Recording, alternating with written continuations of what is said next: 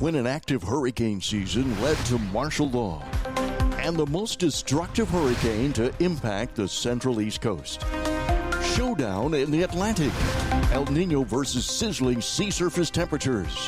Dr. Brian McNoldy referees the matchup. This is NTWC Live. Good morning, everybody. Welcome to NTWC Live for Wednesday. It's July the 26th. Hard to believe we're almost to the end of July already. Time flying by. I got a great program coming up for you today. Bill Reed's not with us today, but he should be back next week. Dr. Hal Needham is here today to ask all the tough questions. We appreciate that. It's going to be a really interesting program, I think. The second half hour, Brian McNoldy is going to be with us. We're going to talk about just how warm the Atlantic Ocean is, the Atlantic Basin, and not just a small part of it, all of it. I think that's going to be a fascinating conversation, and that'll be coming up in the second half hour. I think you're going to enjoy that. A lot of good information there. This first half hour, though, we're going to take a jump back in time and see how what happened a long time ago applies to what's happening today. And we're going to look at 90 years ago, the Chesapeake Potomac hurricane, and of course the Cuba Brownsville hurricane. So we'll get to that in just a second. Before we get there, we want to thank our sponsors who are with us today. As always, USAA. Thank you, USAA, for all that you do for the National Tropical Weather Conference and for the parent organization, the Storm Science Network. We appreciate USAA for being part of what we've been doing for a very long time. So thank you to USAA. The South Padre Island Convention and Visitors Bureau. South Padre Island has been the host for the National Tropical Weather Conference since the very beginning, and we'll be back in South Padre Island in April of 2024. We encourage you to join us, register when the registration opens, and come be part of the fun. Everything you see here, we do live in person at the Marriott Courtyard Hotel on South Padre Island. We'll be there in April of 2024. The Weather Company, providing TV stations across the country with weather graphics and weather data. We appreciate the Weather Company, and also Weather Boy. Weather Boy providing great information for us, and including scholarships for college students from all over the country to come to the National Tropical Weather Conference contest. At the end of the contest, we've had students from all over the nation come to the National Tropical Weather Conference, courtesy of Weather Boys. So we appreciate their support as well. Okay, great program. Let's get over to Hurricane Hal, Dr. Hal Needham, to talk about 90 years ago. Even I wasn't alive then. Even Bill wasn't alive then, but some people may have been. Good morning, Hal. Thanks, Tim. Great intro. Yeah, this is going to be fascinating to turn back the clock, go back 90 years to 1933. It was a long time ago, but there were some huge impacts from big time hurricanes hitting different parts of the country. We're going to talk about what would happen if that happened again today. We have specialists from both of those regions. I can't wait to introduce our guests this morning, both very well qualified to talk about what happened in 1933 and how we can apply that to our hurricane preparedness today. So our two guests, we have Mike Bilder. Mike Bilder is the Hurricane Program Manager and Hurricane Liaison Team Lead for FEMA Region 3. Prior to FEMA, he worked 8 years for the National Weather Service as an emergency manager and policy analyst. Mike also has a passion for history, especially weather and emergency response history. Our second guest on the show today is Barry Goldsmith. He's a warning coordination meteorologist at the National Weather Service office in Brownsville, Texas. He also has held positions with the National Weather Service in Tampa and Baltimore, Washington offices. He played an instrumental role early in his career, making sure Congress backed the expansion of Doppler radar technology nationwide. Mike and Barry, welcome to NTWC Live. Thanks for joining us this morning. Good morning. Good morning. It's a pleasure to be here. Guys, we're going to be talking about the 1933 hurricanes. And sometimes when people start reading the history, they're like, wait, these are two huge hurricanes that hit very different parts of the country. Barry, let's start with you. So sometimes this hurricane of 1933 is called the Cuba Brownsville hurricane. Could you tell us a little bit about this storm? Where did it come from and what were the impacts there in South Texas? So the Cuba to Brownsville hurricane, we like to call it here in the Rio Grande Valley, the Labor Day hurricane of 1933. Was a Cabo Verde originator back in mid to late August. Took a little while to get its act together. It had to move all the way into the Western Atlantic before it did. But when it did, it went pretty quickly and ultimately became a Category 5 storm as it was moving into the area near the eastern Bahamas. And then it moved in the window it could possibly move in to cause a lot of destruction, unfortunately. It literally threaded the needle of the Florida Straits, and it clipped the north coast of Cuba right around the 1st of September. And because it only clipped the north coast and didn't run over the mountainous ranges of Cuba, it was able to maintain its major status and briefly re-intensified to a Category 4 over the south central and west central Gulf. And then it made a southwest curve or west-southwesterly directional turn right into South Padre Island, Texas, as a fairly formidable Category 3 before ultimately dissipating near the Sierra Madre in northern Mexico.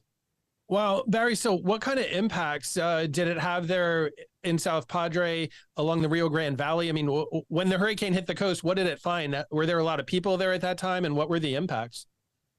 So the population of the region on the U.S. side was roughly 150,000 people, which, by the way, is about 1/10 of what our population is today. And we can get to that discussion shortly. The impacts were severe. It was the deadliest hurricane in the region of the 20th century, and we haven't had anything close to that since. So numbers are abound in terms of the news reporting coverage of how many did die. And back then, when they reported deaths, they didn't just report on the U.S. side. The Rio Grande Valley was like Maryland and Virginia. I know we'll be talking about them soon, but it was literally like crossing the Potomac.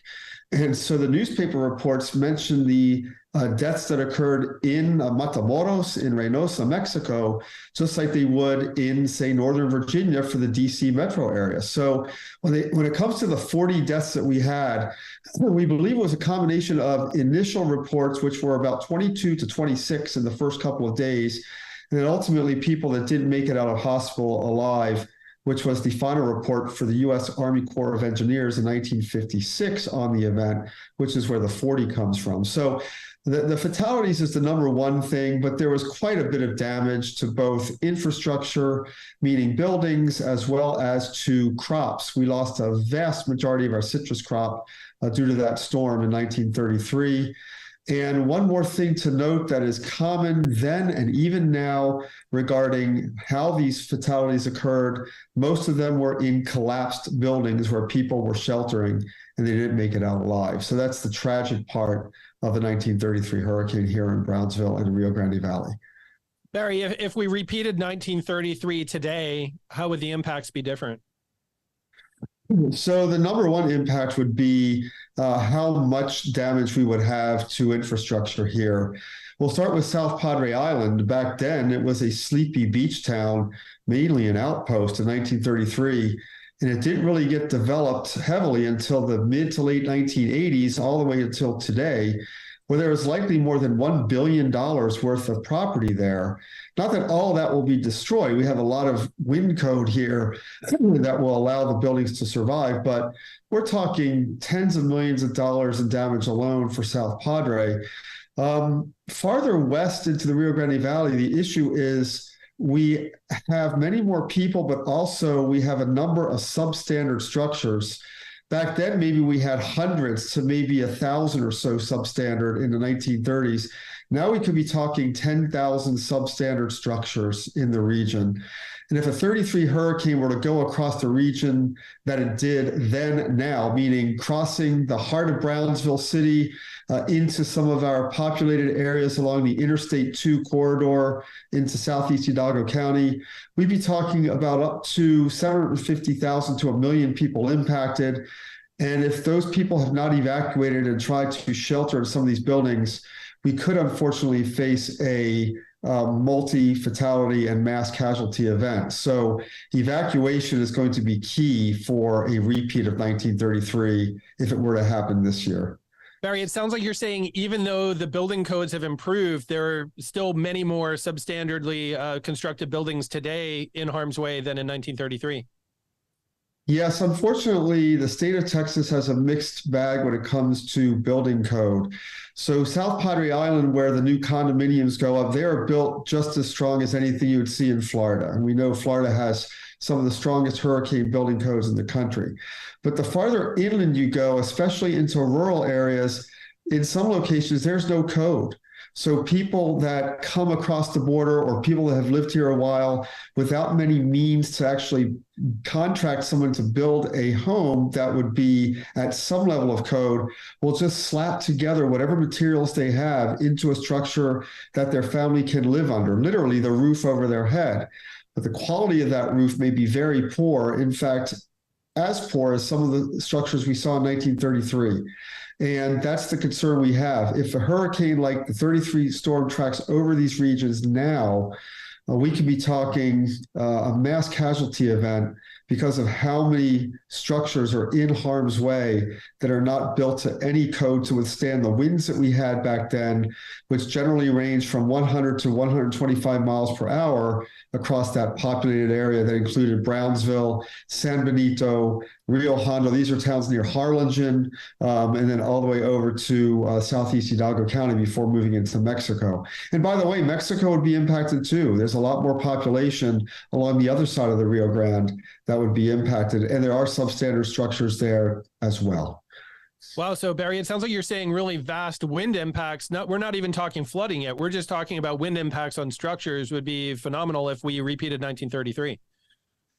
Yeah, that's correct, Hal. And also, we do want to note that that storm did slow down a little bit as it moved inland, and it put out over 15 inches of rain in some locations, which today are being improved in terms of drainage, but we're also developing almost as fast as we're improving the drainage. So we could have a flood issue from freshwater rainfall. And then, of course, the storm surge has been measured or estimated as high as 13 feet. In fact, in Port Isabel, a resident there that we spoke with at a museum event back in 2013, she was able to tell her story as a 13-year-old living through 1933, as well as living through Beulah just 44 years later, or 34 years later, excuse me. And she said that the 33 surge was violent, strong wave action, and they were literally, quote, holding on for dear life to survive 1933. My concern is that people who might not evacuate from a repeat this time could face that same fate in places like Port Isabel, Texas, where the water will surge through the bay there and come with not only high water, but strong and very violent wave action on top of it. Barry, you mentioned Beulah. I mean, when we hear South Texas, the big storms that come to mind in the history are 1933 and Beulah in 1967. How were those storms different in their intensity, their track, and impacts? So Hurricane Beulah was also a Cabo Verde storm. Unlike the 33 event, it did not thread a needle across the Florida Straits. Rather, it went through the Yucatan Channel, which is also threading a needle, meaning it didn't hit land on either side, and then it had free reign to go into the Gulf. It had a lot of fluctuations in intensity as it moved through the southwestern Gulf, and then it made a beeline from southeast to northwest and made landfall around the mouth of the Rio Grande, which is our worst case scenario. It was also a larger storm, so it was more radius of maximum wind, but fortunately it slowed down and the winds did diminish quite a bit as it moved inland. Beulah was mostly remembered as a flood maker for the larger populations in places like McAllen, Texas, but also the floods caused issues with the Rio Grande flood control system where the levees did not necessarily hold up. We had some very high water in Harlingen. So Beulah was a larger storm moving slower to the northwest. It had actually been a Category 4 at one point before making landfall as a 3. So if a Beulah makes landfall today, it will cause some significant impacts, but the rapid weakening of the winds will help reduce how far inland and how much we could see in this building stock that we mentioned before.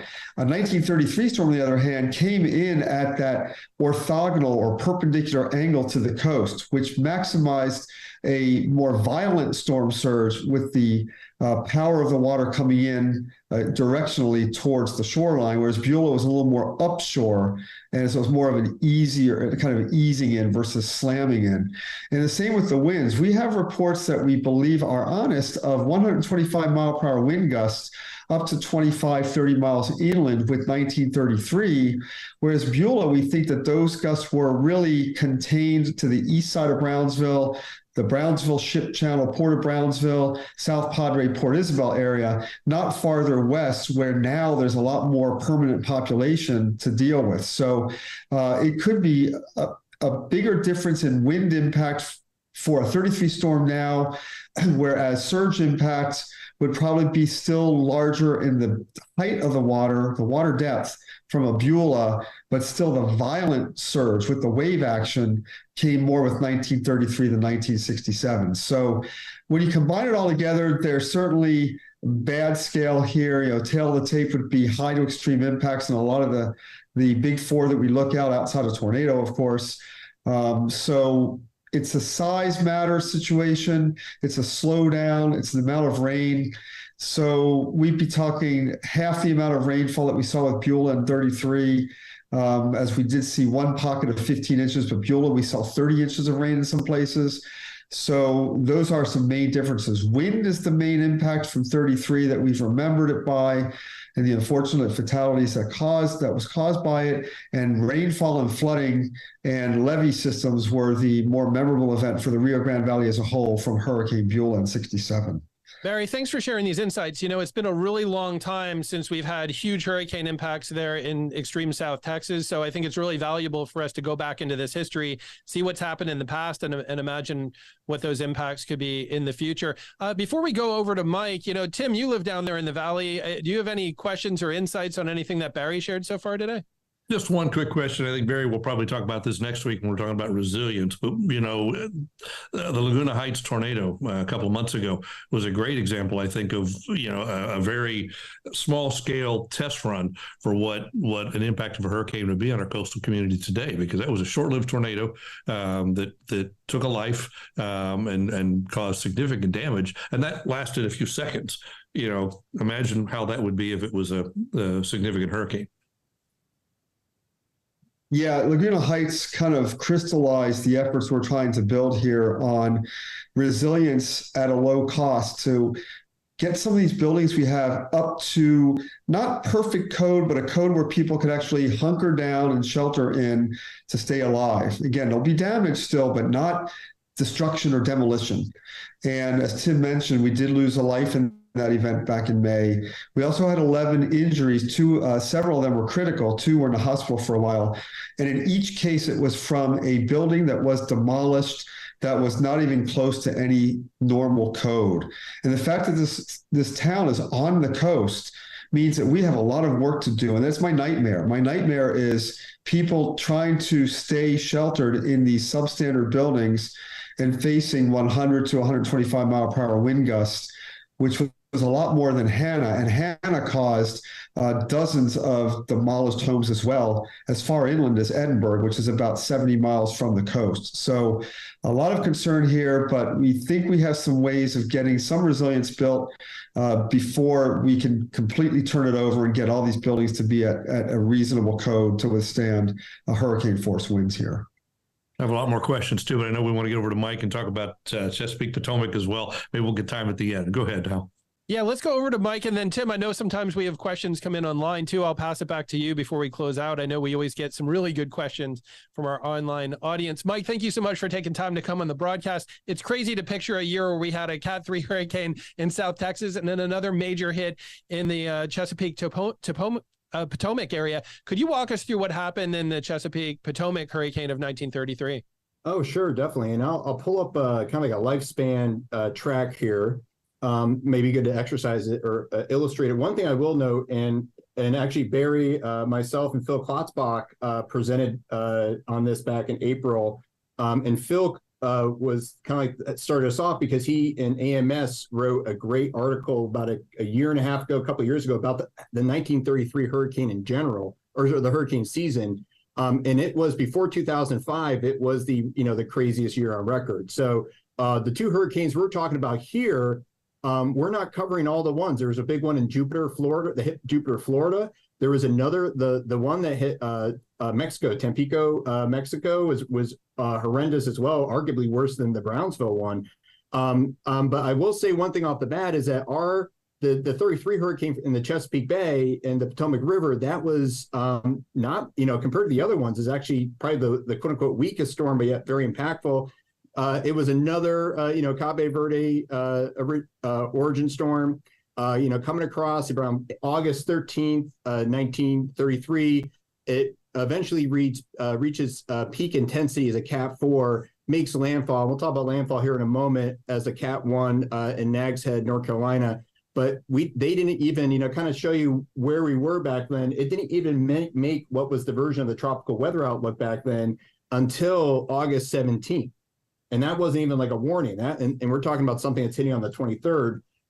So then you don't even have your first quote unquote storm warning issued until the morning of the 21st. And that doesn't really get published in the papers till the evening. So you're really not getting the word out until about the evening or the morning of the 22nd. Even then, it's not entirely sure like what's going to happen. So it, on August 23rd, it does make landfall in North Carolina. If we look here, this is a little bit of a closer up look.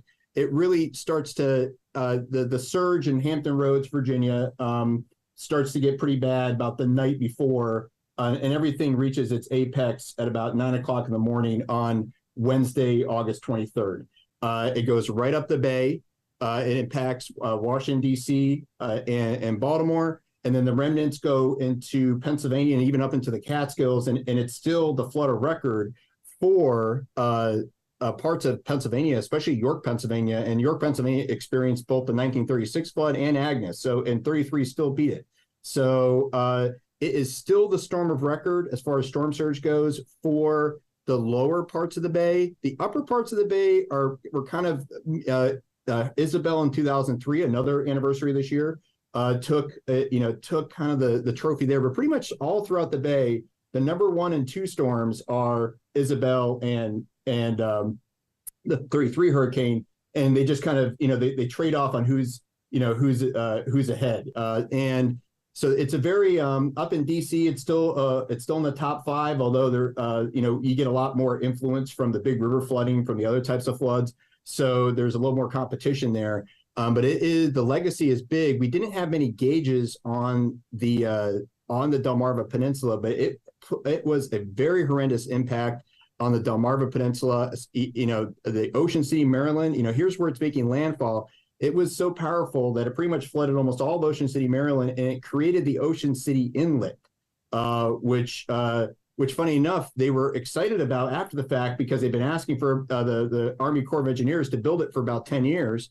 And then they were like, thank you, Hurricane, for building us this, for building our finally getting the job done with the inlet. So the inlet wouldn't have been there if it weren't for the 33 hurricane. So that gives you an idea. And there was even storm surge impacts going up the Delaware Bay as well. That's how big of a storm this was. Again, Cat 1 at landfall, but don't let that deceive you. And I think, there's a long history of these type of tropical storms, Cat 1s, causing very big problems in the mid-Atlantic. But much like the Brownsville hurricane, we really haven't had the exact same type of storm since then. We've had Isabel, which went, which is I can show you the track in a little bit, but it's a little different. We have a Connie in 1955. We had Floyd in 1999, similar-ish, but not really like this, not this exact angle, exact location. And this is our nightmare scenario. So here in Region 3, this is one of our chief scenarios for our emergency planning purposes. And we talk about, maybe some people don't realize it when we're looking at our scenarios, but we're talking about 1933 almost every day because this is how big of a how horrendous of a scenario it is. And it was a quote unquote just a Cat 1 when it hit. Imagine if it was a Cat 3. Imagine if it was as powerful as Barry's hurricane coming down coming up the bay. Would it be even worse? Yeah, no, that's a good point. I mean, just tracking there to the west of the bay, like you said, with the circulation, that's a worst case scenario. It sounds like you're saying in the lower bay, these were the saltwater floods of record, but in the upper bay, Isabel was worse. Is that right? Yeah, where there were gauges for both storms. The other kicker is that, there's only a couple gauges in the bay that are still around at the same time. So it's possible that there are other parts of the upper parts of the bay that maybe the 33 hurricane beat out. But as far as we know, where we have the consistency in gauges, upper bay belongs to Isabel, lower bay predominantly belongs to the 33 hurricane. However, we're talking about 1A, 1B. Like it was still very impactful in the upper bay. It's Isabel is just a little bit worse. What kind of impacts can we see in the Upper Bay, like in Baltimore Harbor, even Washington D.C.? Can we see surge go up the Potomac and impact parts of Metro D.C.? Yep, and we had surge go up the Potomac in D.C. from this storm. Absolutely. You can see pretty bad impacts. And as we know, the farther up, the farther up in the backwaters you get, sometimes the impacts could be even worse, given that the surge is finding fewer and fewer areas that are covered with water to stay, to keep within the bounds of the waterway, and it's just going to get smaller and smaller as you get to the end. So yeah, up there in the Upper Bay can be particularly bad, depending on the forcing. But the Chesapeake Bay, if you talk to Jamie Rome, Cody Fritz, the folks over there in the storm surge unit, they don't like the Chesapeake Bay. It's a very strange animal as far as waterways go. It's highly complex. The hydrology is very weird. So it's one of those things where you can have those type of peculiarities. Yeah, no, Mike, for sure. When you get to bays, it's complex. Sometimes they really can enhance the storm surge. But you mentioned that there were also some big impacts on the Delmarva Peninsula on the ocean side, places like Ocean City, Maryland, and really Delaware, Maryland, and Virginia. Haven't these places experienced like explosive population growth? Like what would it look like if 1933 repeated today? How would the impacts be different than 90 years ago? Absolutely. And there's a lot, and it's not even just the Delmarva, it's also, again, Hampton Roads itself. Think about all the military bases down there that have created a very large metropolitan area. And then, of course, the Delmarva Peninsula has rapidly expanded. To give you an idea, this is Ocean City, Maryland. This is the southern tip of it. This is back in 1933. This is about what Ocean City looked like. It went about 15 blocks. Today, it is now up to about, I think, 165 blocks of just development, block after block of hotels and houses and restaurants, everything like that. And then if you count Fenwick Island, Delaware, it probably goes another 10 to 20. So look at how much we went from that to that. And we really, we've had a couple scares. We've had a couple impacts in Ocean City since, mostly from, parallel storms.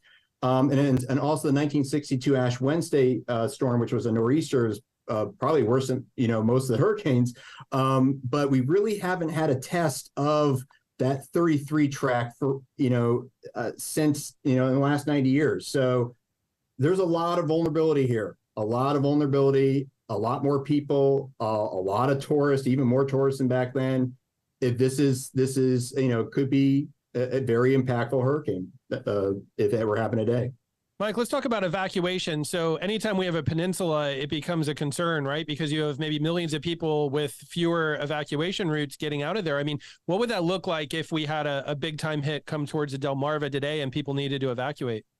Oh, and again, it depends on the strength of the storm. It depends on, a lot of different factors, of course. But if we were looking at, like, let's say, we could be dealing with clearance times in the, sometimes a 2-day range. Our hiring clearance times for this type of scenario could get us into that 3, maybe even crazy 4-day range, depending on how many people exactly are going to heed to the order. But getting off the peninsula is not particularly easy. All the evacuation traffic would go north. So they're probably going to go up to northern Delaware, maybe into Pennsylvania, or they're going to try to get over the Chesapeake Bay Bridge, the Route 50 Bay Bridge, and that's going to be that's a big choke point for us. Something we're going to, they always joke they have an evacuation every weekend during the summer, with the traffic. And then down here, we're not going to let people go up the peninsula. We're going to try to, tell people, go this way. Down here, there's a lot of people who live down there permanently year round, and the transportation network hasn't necessarily caught up with the amount of people. It's not very conducive for very large scale evacuations down there. So it will be a challenge. It will be, and also just the fact that we haven't had this type of storm happen down there. There is some, we are concerned about some complacency and so on and so forth. So, that's going to be the help of the media folks like you all, obviously the weather service like Barry, really helping us, trying to get the word out and getting people to take this seriously if we ever do face something like 33 again. Yeah, we're hoping it won't happen, but it sounds like you're doing everything you can to get out ahead of it, understand what the impacts could be, and how to get people prepared. Mike, I wanted to mention too, when people hear about the 33 hurricane, they're often focused on the flood impacts, the wind impacts, but a lot of people don't know a piece of meteorological history that has to do with kind of the hurricane hunters and flying into hurricanes. Could you tell us a little bit about that? Yeah, and actually, let me pull up a slide here real quick, because there's a very fascinating story about a very special connection with the hurricane hunter. So first and foremost, this one gentleman was flying a mail carrier plane, and he landed at, I believe, the Hoover Airport, which no longer exists, but it's right next to Potomac River. And he just kind of stops to look, does what he needs to do, and he gets right back in the air. And this is the middle of the hurricane, and he goes south. And then they lose radio contact with them. And then when he gets down to North Carolina, he reports back like, I think I just went through the center of this thing, and everything seems to check out.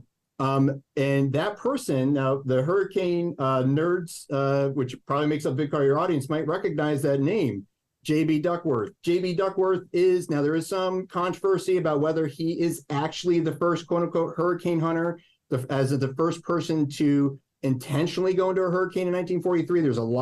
There's a great article written by David Reed that I highly recommend everybody, that goes through the whole who actually did the first one. But at the end of it, the twist of the story is, at the end of the day, J.B. Duckworth might have been the first person to unintentionally intercept a hurricane. So the same guy who may have been the first hurricane hunter officially might have been the first accidental hurricane hunter at the same time from the 33 hurricane.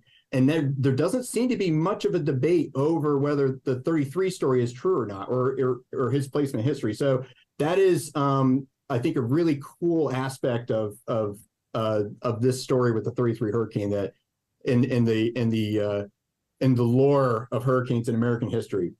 Yeah, that's fascinating. I mean, we know that Duckworth flew into the surprise hurricane in 1943 over Galveston Bay. I didn't previously know that he unintentionally flew into the 33, perhaps. Really interesting history that you're bringing there. Well, hey, y'all, we have a few minutes left in the broadcast. I wanted to open it up. Tim, I don't know if you have any other questions or anything came online, or if Barry have questions for Mike, or Mike has any questions for Barry. Let me jump in. We've got a couple of questions from the audience, one for each of you. So for Mike first, the question, just how big was that storm when it was out in the Atlantic, and how big was it when it reached the coast in terms of physical size? So it's, back then it's hard to get a great idea about pre-satellite era. But what was very clear, again, it was creating the Ocean City Inlet far, far, far to the north of the far to the north of the where the center of it struck. And let me share this again. Yeah, so you have this being the inlet being created up here, and then you also are seeing some coastal surge going up the bay. So if you think about that, it had to be a very large storm, which would be, as we know, as hurricanes tend to get farther north, latitude wise, they tend to, speed up and, kind of let themselves go a little bit size wise. And that's, pretty typical for these type of events. So it wouldn't surprise me. There's even reports of impacts up in Atlantic City, Cape May. So you're talking about what was likely a very, very large storm. Interesting. That was a good question. Thanks, Casper. And Barry, a question for you. Unshare your screen. Barry, this is a question for you, and then go ahead. There you go. This comes from Casper as well. We're talking about tornadoes and storms. He wants to know how much of a threat does South Texas get from tornadoes during hurricanes? And of course, Beulah was a good example of that. Yeah, thanks, Casper. So it will depend on the track of the storm for us to get tornado impacts. And it's interesting, if you look at the landfalls of memory or of note for the Rio Grande Valley, going back to 1933, the direct strikes of 33, Hurricane Beulah, Hurricane Dolly, and Hurricane Hannah pretty much kept tornadoes largely away. There's been a few, but for Beulah, for example, the northeastern quadrant, the classic northeastern quadrant of the storm, was from the middle Texas coast, Corpus Christi area, up towards Austin, San Antonio, and Houston, Galveston, where at the time, there were anywhere between 115 and 146, I believe, depending on which record you're looking at, tornadoes. And it was the record until Hurricane Ivan came by the southeast U.S. in 2004. So tornadoes can happen here, though. If we have a landfalling event such as Alex in 2010, which made landfall about 90 miles south of the Rio Grande, We did have a number of spin-ups that were detected by radar, and there was one that we were able to survey. It wasn't EF0, but they can happen here. So we can be in that quadrant. But if it's a direct hit, we found that from Beulah to Dolly to Hannah to 1933, we don't have much record of tornadoes.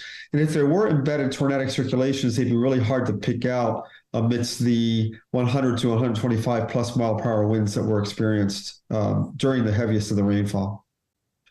Great question. Thanks, Barry. Good answer. We're running out of time. We need to get over to Brian McNoldy coming up in a second. Let's just see last thoughts before we wrap this up. Mike, 90 years ago, and here we are today, hoping we don't see this again, right? Absolutely. This is, again, we think about 1933 every single day, whether the folks here know it or not, but this is our main nightmare scenario. So, and again, we even plan for what if it's a little stronger coming in. So that's something that we're looking at every single day. We definitely hope never happens again. Thank you, Mike. Appreciate that. Barry, same thing here, I suppose. Yeah, so 33 for us would be, I don't say a nightmare scenario, but certainly a destructive scenario that would be concerning. But if there's a silver lining, it's that it was a Cabo Verde event that had a major status all the way through much of its life, which would give plenty of people notice to evacuate in time. And with Hurricane Allen, which was our really storm of all fears back in 1980, a large number of people did evacuate inland, and that may have well saved some lives, even though Allen did weaken. So I think the people here would bond together to move out for a storm like that. What concerns me is more like a Harvey scenario, where you literally have a degenerated wave that is in the southwestern Gulf, and it rapidly spins up and could make a landfall as a Category 4 on our coastline versus Rockport. And it's not that far away in terms of the beeline you can make. And if there's only 24 to 48 hours to make an evacuation decision going inland, up to 50, 60 miles, well, that could be a real troublesome situation given our clearance times and the lack of concern that soon out. So my nightmare is more like a Harvey scenario displaced farther west versus a 1933 or even a Beulah scenario where we have some time. Great insight, guys. Appreciate that, Mike and Barry, so much. Hal, your final thoughts on this before we take a break and move over to the next conversation? It's just interesting to look back in history and say, what if that repeated today? Because you get to places like, South Texas comes to mind especially. How many people have said, I've lived here my whole life and there's been nothing happen? They maybe moved there in 1982 or something. So it's a concern as well in the Chesapeake to Potomac area as well. We know there's been a huge amount of population growth in both of these regions. And if it repeated today, a lot of people may be seeing conditions they've never seen before or never even imagined. Great stuff. Thanks, guys. We appreciate the great conversation. We appreciate you taking time to be with us this morning for NTWC Live. Barry, Mike, great job. Thank you so much. Thanks, guys. Thank you. Well, thank our sponsors who are part of this program day in and day out: USAA, South Padre Island Convention and Visitors Bureau, the Weather Company, and Weather Boy. They are part of the folks. They are the folks who make this program a possibility. Okay, time for a GeoTrek podcast update. Hal, take it away. Hey, everybody. Yeah, so with GeoTrek, we're traveling the world, coming up with these stories not really shared on the mainstream media. We're all about understanding the processes that create extreme weather and natural disasters, as well as the impacts and how we can mitigate those impacts as well over time. Well, I'm sharing my screen here, and I have some exciting news to share with you coming out of the GeoTrek project. This is pretty interesting with our partnership with something called Flood Information Systems. So with FIS, or Flood Information Systems, we're really building the first data-driven flood risk analysis along the Atlantic and the Gulf Coast. This is in partnership with our project called the USurge project, which is the first storm surge database for the U.S. That gives us a good idea of what's happened as far as flood history for locations and what the data-driven 100-year flood is or 50-year flood is. But we're also interested to build out the building inventory. Where are buildings and what is their building elevation? These are pictures from a project we did in Biloxi, Mississippi. You can see when you get along the coast, you'll get some buildings elevated quite high. Their neighbors might not be elevated at all. So what we've done is we've gone out to the communities. We use elevation certificates, GPS equipment, And we also do street level imagery analysis. And we do this to create a comprehensive building elevation maps for communities. This is again from Biloxi. These are building elevations for about 1,500 buildings in Biloxi, Mississippi. The darker the color, the lower the building elevation. And we can actually take historic storms like Hurricane Katrina and put those on the building elevation. And we see 99% of the buildings in this area of Biloxi took on floodwater in Katrina. And look at this, 14% of them had more than 12 feet of water inside the building. So we can actually forecast and document what's happening at the building level for these communities. This also for Biloxi here, this shows you the comparison of the elevation of buildings compared to FEMA's base flood elevation. So orange and red, you're either outside of the 100-year flood zone, or if you're, orange and yellow, if you're in yellow there, you're in the 100-year flood zone, but you're elevated higher than the base flood elevation. But about 73% of those buildings are in the 100-year flood zone, and they're elevated lower than the required building code today. So another way to look at that, if you put a 16 or 17 foot flood into Biloxi, every building shaded in blue there would take on floodwater. So we can actually predict how much water is going to be at the building to building level, at really block level, or also in specific buildings. Well, the reason I bring this up, we're really pushing forward now to rapidly develop these data. We're building this out now for Galveston, Texas, where I live right here. We're hiring a team of data analysts, most of which are university students, either undergrads or grads. I'm going to unshare my screen here just for a moment. We're building out these data rapidly. We're in the process of hiring 20 to 25 data analysts, mostly undergrad and graduate students. This is part-time remote work, up to 10 hours a week. Basically, you're looking at street level imagery. You're analyzing that, and that goes into our community maps. The vision with this, we can take coastal communities and really predict at the building level how many buildings will be flooded from a hurricane or a tropical storm. We're still in the process of hiring college students for this. We have a lot of students from Texas A&M and Florida State as well. If you know of an undergrad or grad student that could use some part-time work and is in meteorology, climatology, urban and regional planning, disaster management, geography, any of these fields, have them reach out to me.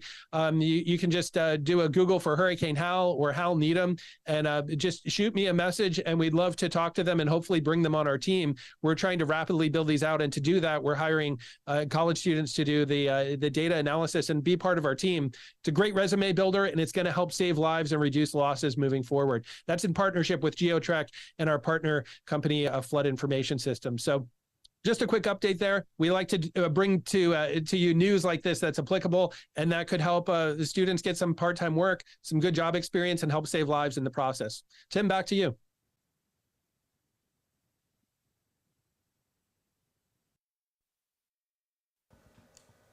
Thanks, Hal. Always interesting, the GeoTrek happenings. A lot of great stuff going on there, so we appreciate that update. Okay, we're going to move along now. Good first half of the program. Now we're ready to talk more about what's going on in the Atlantic today, what's going on in the Atlantic Basin today. It's unusual, let's just say that.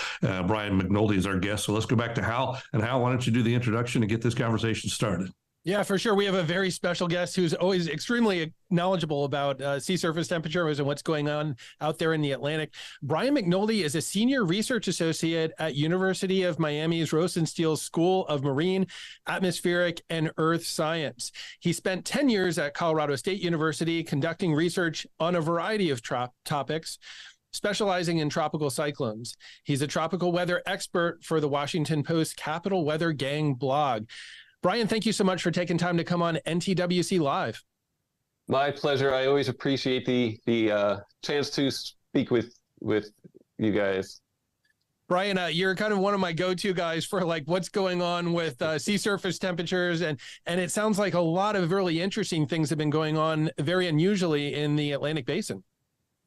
It has been very unusual, and we kind of use the phrase or the word unprecedented now and then, but these last few months warrant the use of that word. Looking across the North Atlantic as a whole, it's been record-breakingly warm since mid-March, and it keeps breaking records by more and more. So it's so far beyond just record-breaking now. It's into that realm of scratching our heads of what's actually going on here. Brian, what's the spatial pattern of this? I mean, is this focused more on the tropical Atlantic, or is this more like a basin-wide thing? It's really across all of the North Atlantic right now. In the deep tropics, that water's running, about 2 degrees C above average, so 3 to 4 degrees Fahrenheit above average, which is a pretty big deal. The part up near the UK, so up in the northeast part of the Atlantic, they're calming back down to near normal, but they had their the whole part of the ocean surrounding the UK was super hot about, what was that, 3 or 4 weeks ago. Now the hot spot of the Atlantic is near Greenland, Newfoundland, Nova Scotia. That whole area is running extremely warm for this time of year. Brian, when people hear about 2 degrees Celsius warmer than normal in the tropical Atlantic, that might not sound like a lot. Could you kind of walk us through what does that mean for potential hurricane development? Yeah, it is one of those numbers it's a little hard to wrap your mind around if you're not used to looking at these things. That's actually a huge number.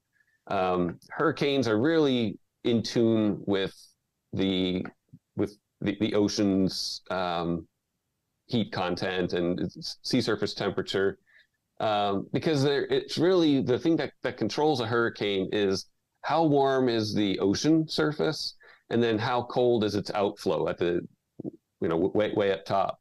And that outflow way up top, that actually doesn't change by much in the deep tropics. That's pretty much a constant.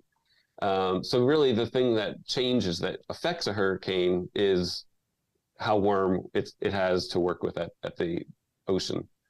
And so you change that by 1 degree C or even 2, you're going from, let's say, 26 degrees Celsius to 28 or 28 to 30. Those are gigantic changes for a hurricane that not only can influence if something can form, that might be enough to be a nudge to push something that maybe was iffy before to saying, yep, go, you're all good.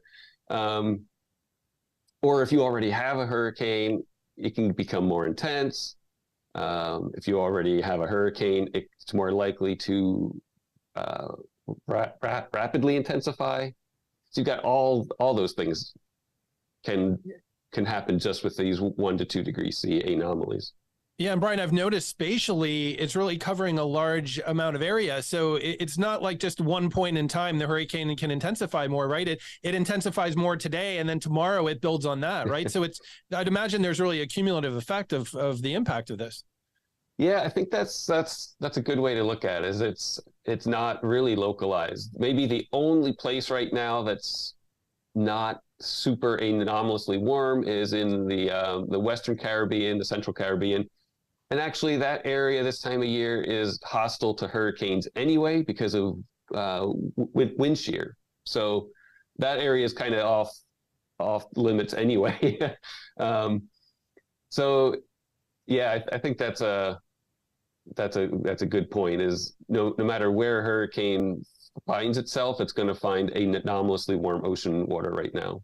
Sure. Brian, I wanted to ask you about the AMO, the Atlantic Multi-Decadal Oscillation. So that's really a multi-decadal signal where we've seen warmer than normal ocean temperatures in the Atlantic. When we talk about, say, 2 degrees above normal, is that above the long-term average, or does that take into account what the AMO has done, or is that just on top of the AMO? A lot of when we're looking at an average, most of them use the most recent 30-year climate normal. And that's done just because the climate does change. So, we're not generally, for most of the things that we compute an anomaly for, you need to have, a fixed baseline to calculate it from. And typically now that's the 1991 to 2020 climate normal. And so that's typically what's used. So it's not specifically using some phase of the AMO. You know, what's really interesting, it seems like the AMO shifted into a warm or positive phase around 95. So from what you're saying, most of the baseline climatology is already in the AMO time period. And now it sounds like we're a few degrees anomalously warmer than that, right? Right. That's an excellent point. So with that 1991 to 2020 timeframe being used for the climatology, that's exactly right. We're already including the warm phase, and we're anomalously warm compared to that. Yeah, no, that's fascinating. And, you know, just something to keep an eye on. It sounds like if all the conditions align, if we get a moist atmosphere, if we lose the wind shear and have a big enough cluster of thunderstorms or a disturbance, it sounds like there could really be some rapid intensification and things really ramping up this year. Yeah, I think that's right. And of course, everyone's kind of paying attention to El Nino and its effect on increasing wind shear across the tropical Atlantic. So you're going to have that working against it. But I think the sea surface temperatures being as warm as they are might offer the hurricanes a little bit of a nudge up. Well, let's talk about this. There's kind of a tug of war out there, right? We know a warm Atlantic leads to more hurricanes in the basin, but a warm Pacific, El Nino, typically we get more wind shear in the Atlantic. How do you see that possibly playing out with those competing forces? Yeah, that's the great unknown in this, because I don't know that there's any historical year to look at that's like this, where the Atlantic is this warm and there's an El Nino. So it really is one of those times when, for the places that make these long-term outlooks for the season, like CSU and Phil Klotzbach, who you guys speak with quite often too, it's an opportunity to have a big bust, because you have a strong positive and a strong negative. If you want to reduce your risk, you pick somewhere down the middle. But if you pick a side, you have the chance to either look really good or really bad. Yeah, like you said, it's a bit of an unknown, right? It is. This is a very challenging year, I think, because no one has a crystal ball that good to know what's going to happen in August and September, October. I mean, if I had to put money on it, I would probably go on the above average side, because the sea surface temperatures are just that warm. And El Nino is really not that strong yet. We're just clicking into it. So it's not like a raging El Nino with super strong wind shear. It's just coming into life. So, I think with that weighing against the very warm ocean temperatures that are already there, like that's a for sure thing. I think that's why I would put my money on the sea surface temperatures playing a bigger role. Brian, we've talked about how much warmer the water is in the tropical Atlantic than normal. Right now, it's late July. I mean, are the water temperatures already where they would be, say, in late August or September? I mean, when does the season usually peak as far as the water temperatures in the tropical Atlantic? And are we already at the what normally is the peak, or not quite there yet? Yeah, we're not quite at the peak. From what I remember, I'm not looking at this right now, but the tropical Atlantic, I believe, peaks in late August or so, somewhere in that time frame. So yeah, we haven't reached the peak yet, but again, from what I looked at, we're already warmer than what it would be at the peak. So okay. Even if the anomaly is completely switched off right now and it just stayed where it was at, it's already warmer than where it would normally be at by the peak. So the physics of these hurricanes, they don't know, they don't have a calendar, right? As far as they're concerned, it's almost like it's late August or early September out there, even though it's still July. Yeah. So that brings up two good points. First is, this time of year, we don't have a lot of easterly waves coming off of Africa yet. That season is ramping up soon in a couple of weeks. But so far, they're usually limited this time of year by some accompanying dry air also coming from Africa. So when they come off, they tend to wrap that into themselves, and not so good for a hurricane. So they're still working with that. The other part of this is, when you do have these maybe pre-easterly wave season things happening, like I said, we're not really into the heart of that part of the season yet. But having these super warm waters in the eastern tropical Atlantic, I would say almost certainly will extend that season, because you're taking parts of the ocean that maybe might have been a little too cool or just on that line, and making them warm, like quite warm. So you can kind of extend the season that way, because you're basically putting the fast forward button on the ocean. Well, and we've seen this already in the NHC tropical weather outlook. Some of these areas of possible development already showing up, coming out of the Cape Verde and farther east in the MDR than we normally would see for July, right? Yeah, absolutely. We're seeing that light up. And of course, go back, it's been a little over a month now, 5 weeks. We saw Brett and Cindy. Both Brett and Cindy were active tropical storms in the MDR in mid-June, which was the first time that's ever happened. So I think that's also a sign that something is askew out there. That's good evidence of the season really extending, right? So this not only has a change over space, but a change over time as well. Yeah. Brian, could you walk us through a little bit of this climatology with dust? It sounds like more of these dust outbreaks happen maybe earlier in the summer. Does the atmosphere in the MDR kind of moisten up when we get into August and September? And do we generally see less of those dust outbreaks coming from Africa? Yeah, you got it spot on. Usually like May, June, July, you definitely see a lot of Saharan dust outbreaks. That's totally normal. This year, we've actually seen relatively few. And so I think that's part of why we're seeing such a warm tropical ocean. It's in turn related to a much weaker than normal subtropical high. So all these things are kind of linked. And, we're the last few weeks or so, 2 or 3 weeks, we have seen some more outbreaks of this dry Saharan air streaming across the Atlantic. But prior to that, it actually was pretty sparse, which is not normal. Yeah, no, that's fascinating. So it sounds like we've seen a few of these, but it sounds like the beginning of the season, we did not see a whole lot of dry air outbreaks over the basin. Right. And I think that's, that could certainly have been an ingredient of why Brett and Cindy were able to become tropical storms in the MDR in mid-June. But to get back to your first question, yes, by mid-August-ish, we generally tend to see that start to quiet down. You don't see the dry Saharan air plumes come off with the same frequency or intensity that they were, but you start seeing those waves coming off of the continent of Africa, and those are what become hurricanes. And so when they come off of Africa and don't have that dry air right next to them, that's what kind of starts that part of the season. Sure, they're just really primed for development. I guess that's why we see so many of these tropical waves that can form when we get later in the summer, right? Yep. It's just it's a very normal thing. It's just this year we have not had the amount of Saharan air layer outbreaks that we normally have. Brian, I wanted to bring the conversation back closer to you. I know you're a few steps from one of the most amazing, beautiful scenes I've ever seen. You're right there in Virginia Key at the University of Miami, a beautiful setting, but you also have a tide gauge there. I know we've heard all over the media, the record warm water temperatures along the coast of Florida. What are you seeing where you're located, and how could that possibly impact hurricane development closer to South Florida?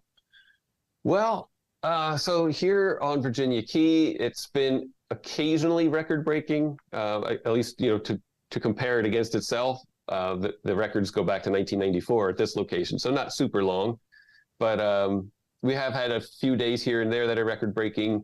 The temperatures lately have been close to record-breaking, certainly well above the average, as we mentioned a few minutes ago. We're up at 91, 92 instead of 88, 89. So that's a large anomaly. And then, of course, the attention grabbing, the water temperatures in the Florida Bay have just been outlandish, 96, 97, 98. And of course, recently of great fame is the 101 measurement, which apparently the instrument is working. That's been looked at, and so it does look like it actually measured 101 degree Fahrenheit ocean temperature there, which if that's the case, that is a new world record if it qualifies. And actually, the afternoon before that, it was at 100. So, which also would have been the world record. So, if this location qualifies as a location that could be a world record type location, then it broke the world record one day and then broke its own record the next day.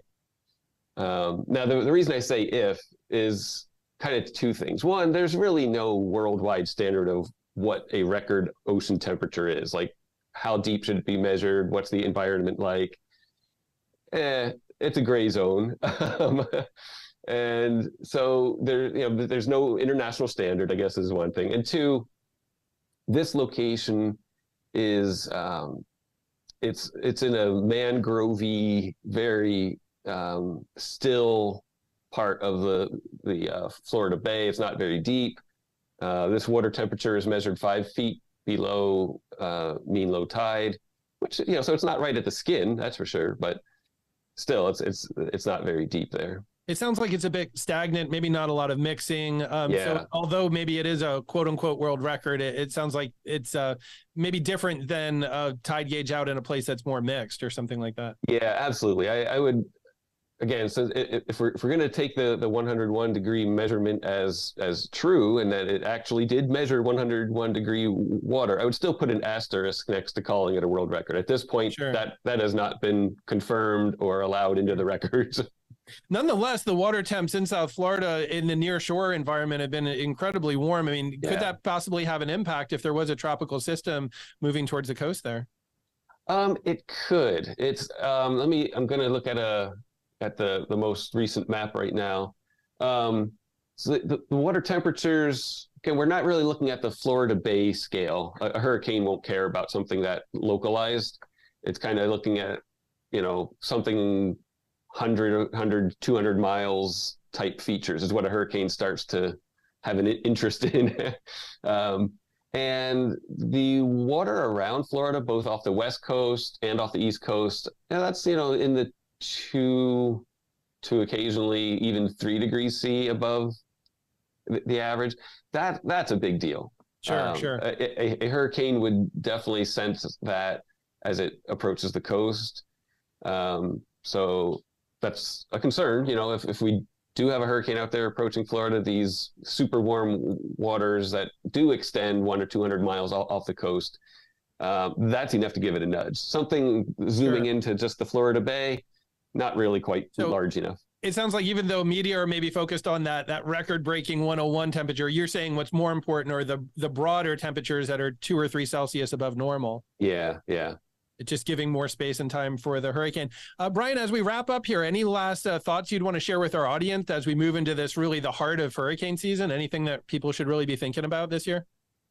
No, I think, as always, it's not so much what the season as a whole has in store for us. It's just you have to always be paying attention to what's out there. With ocean temperatures much warmer than normal for this time of year, I think we will be more prone to see storms get more intense than they might have. So we just have to be paying attention as we always do. Yeah, for sure. And, I've heard people say about in recent years, we've had a lot of storms rapidly intensify before landfall. That can take your Cat 1 and turn it into a Cat 4 or a tropical storm and turn it into a Cat 2 or 3 in short time, right? Right. Yeah, I think that's the huge concern. And just real quick, I think one of the great stats of U.S. landfalling hurricanes, of all 4 hurricanes that made landfall at Category 5 intensity, they were all just tropical storms 3 days before they hit the coast. Wait, so all 4 landfalling Cat 5s were tropical storms 3 days before landfall? That's right. Wow, I did not know that, Stack. You're a walking encyclopedia for hurricane stuff, man. Every time we have a conversation, I learn something new from you. But that is a good reminder that how quickly these things can ramp up, right? Yeah. Thanks for that, Brian. I think that's a very useful, applicable stat that our viewers will take to heart as they prepare for hurricanes this year. Brian, thank you so much for taking time to come on NTWC. I'm hoping for a light year down there in Miami, but if it does ramp up, I know you're doing a lot of stuff to help people be prepared. I know you have your radar loops online and all kinds of projects you've done through the years. So I know a lot of people in the community are very thankful for the research you've done and the great communication you do through the Washington Post and other means as well. Oh, I appreciate that, Hal. Thank you. Thanks, Brian. Guys, thank you. What a terrific conversation. I could listen to this for another 2 hours, but we don't have much time. So good stuff, guys. Thank you, Brian. Thank you. And Hal, great questions. Very insightful. We appreciate that. I want to thank our sponsors for being part of the program today, USAA, South Padre Island Convention and Visitors Bureau, the Weather Company, and Weather Boy, all part of the National Tropical Weather Conference. Our next conference is in April of 2024 back on South Padre Island. We hope to see you all there. You never know what might happen. A pub crawl might break out. You never know. But good times will be had by all. We promise that.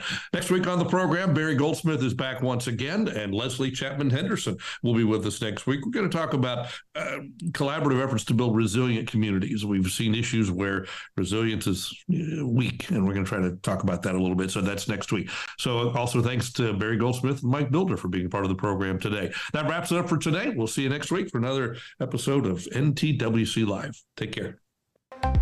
When an active hurricane season led to martial law and the most destructive hurricane to impact the central East Coast. Showdown in the Atlantic. El Nino versus sizzling sea surface temperatures. We hope you enjoyed this episode of NTWC Live Hurricane Center Podcast. If you did, head over to Apple Podcasts and leave us a 5-star review. And join us next week. This is NTWC Live.